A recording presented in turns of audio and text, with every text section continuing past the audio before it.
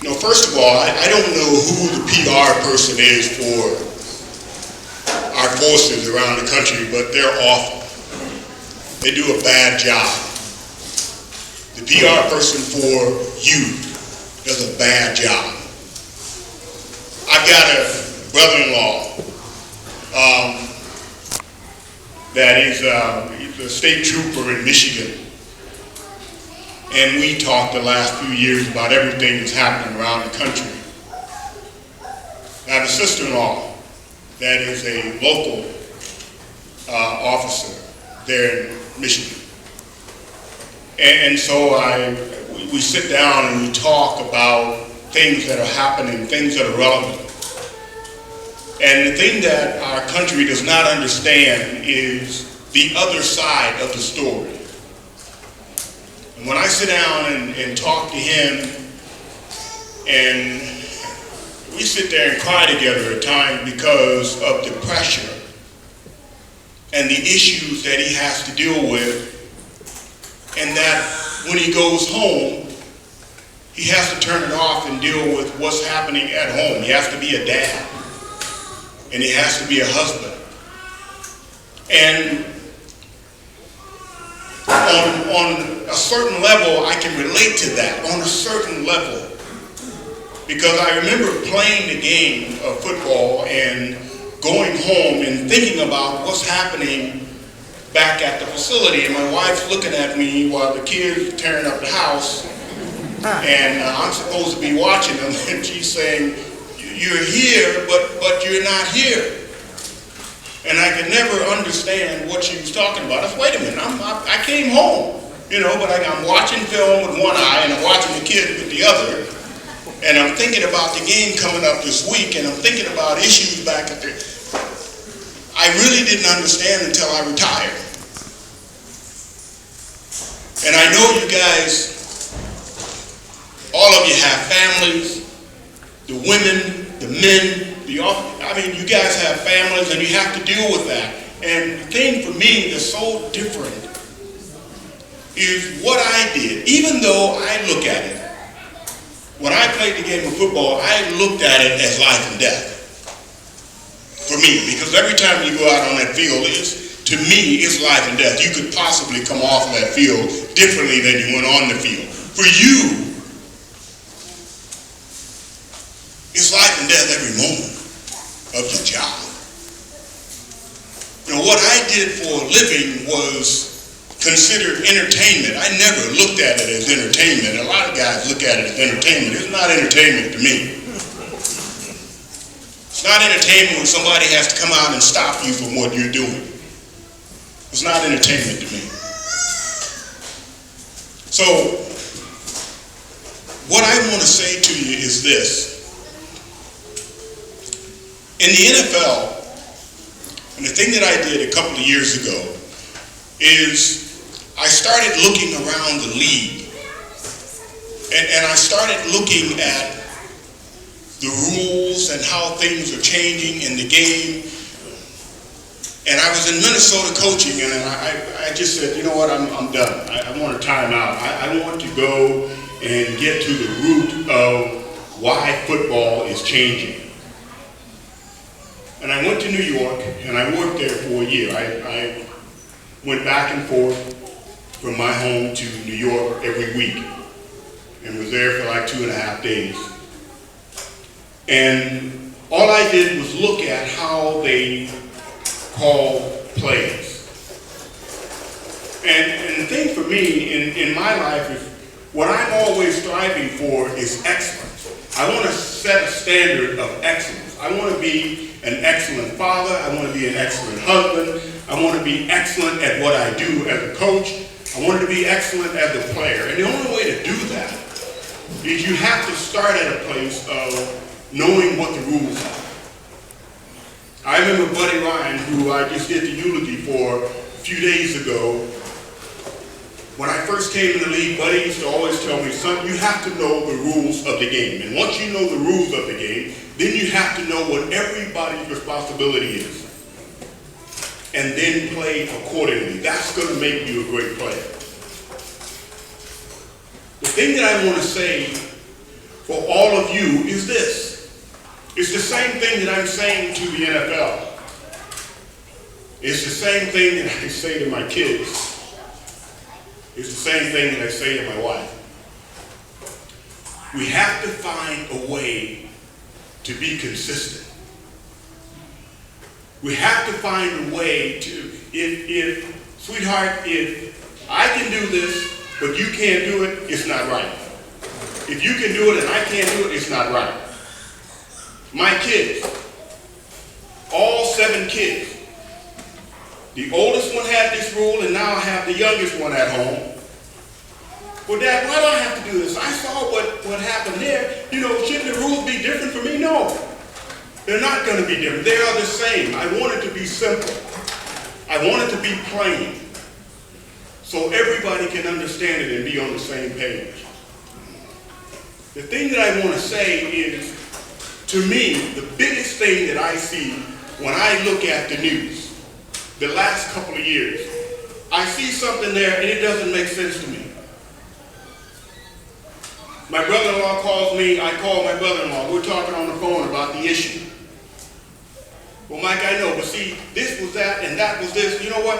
How about, can we be consistent? Because consistency is excellence. Whoever the PR department is, my brother-in-law, what he does, there's a neighborhood that I would not go into. And I'm an African American. I don't even want to go in the neighborhood. There's some places in Chicago I don't want to go. But he goes every other week and take nets, basketball net, for their goals. And they love him in that neighborhood. And I'm saying, why don't somebody come out there and shoot that? That's happening all over the country. Why isn't there someone out there showing that story, showing the other, here's the other side of the story. There are so many good policemen out here, so many good police women out here that are doing their job, that are allowing me to not be stressed out about my own family every time I leave town. I want to tell you, I believe that it would change the way, the perception, the way you guys are viewed, it would change immensely if someone could just tell your story. If someone could just show your story. My mother used to always say that there's many people see, but very, very few know. Nobody knows what your life is like. I had no idea until I gained a perspective with my brother-in-law. He has wanted to be an officer all his life. He's not the smartest guy in the world. He had to work hard. He loved athletics. He didn't make it at that, but he wanted to be an officer. He wanted to protect. That's all he's ever wanted to do. And now that's what he does. And he is proud of what he does. And I am proud of him. I am proud of you. I am thankful for what you do. The only thing that I would say, man, do not, whatever you do not back up one step. Do not question one thing about what you do. If you love what you do, I believe as a coach that you have to be called as a coach. It was 10 years after I retired before I started coaching, because I knew that the most important thing for me to do is raise my kids. We have 7 kids. To turn them loose on my wife, that wouldn't have been a good thing. But I knew that was the most important thing for me to do. Please don't lose sight of that. The biggest problem that we have in our country today is the fatherless home. You see it in coaching. I know you see it in what you're doing. When I was growing up, it was totally different. The head coach or any coach, when he said something, that's the way it was. Now it's, hey man, I don't want to do that. Hey, what are you talking about? What do you mean? I mean, I am absolutely amazed at the level of respect at every level. I mean, you go to high school today, I can't even believe kids can even learn because of the fear around the school, and the teachers are afraid of the kids. Coaches are at practice and basically they can't really teach the kids anything because the parent is in the way. But I want to tell you, I understand your pain. I understand your challenge. I understand what you feel to a degree. What I did, you're on steroids to that degree. But if you are passionate about what you're doing, if you are called to do what you are doing, do not back up one step. Continue to do it with all of the fervor, with all of the passion, and with all of the zeal that you possibly can. Do it with all of your heart, eyes wide open. Because this country needs you to do your job. I don't give a crap about what you're hearing.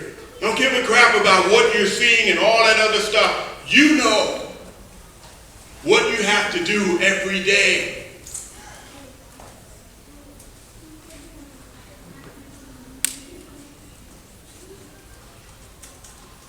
Don't ever question. Don't ever question the importance of what you do. People are always going to talk about this and that. But there's a great president at one time who said, it is the man that's in the ring. Not the noise that's on the outside. It is the man that's in the ring. It is the woman that's in the ring that is willing to fight, willing to get up, and willing to keep fighting, willing to keep throwing those punches, even when they've been hit in the gut, even when they've been rabbit punched. They continue to get up. Those are the ones. Those are the ones that deserve the honor. Those are the ones that deserve the praise. Those are the ones, even though you don't get it. Sometimes you just have to know that what I am doing is honorable. What I am doing is right. What I am doing is duty at its highest level. What I do allows this country to function. What you do is allow me to go to work. When I was at Soldier Field and they were screaming my name, Singletary, Singletary, Singletary, you know what? You are the reason that I could be on that field and they're in the stands. You are the reason that after that game, we can get home safely. As I come to a close here, the thing that I want to really have you understand is this. The older I get, the more I realize how pitiful we are as people. How sad we are as people without others leading the way, telling us we need to go in this direction, telling us we need to go this fast, telling us we need to go this slow. If we don't have people telling us what to do, we panic because we only care about ourselves. And without you, we have a lawless society. I don't want a lawless society. I want a society that I can walk the streets, that my kids can be safe. I want that society. And sometimes it's not pretty. Sometimes it's not perfect. But if you do one thing as I close, whoever that PR person is, make them work. Make them tell the truth about what you do. Stop letting just one side of the story be told. Both sides of the story needs to be told. And maybe then we have a chance for everybody to see the truth and real justice show its face. Thank you.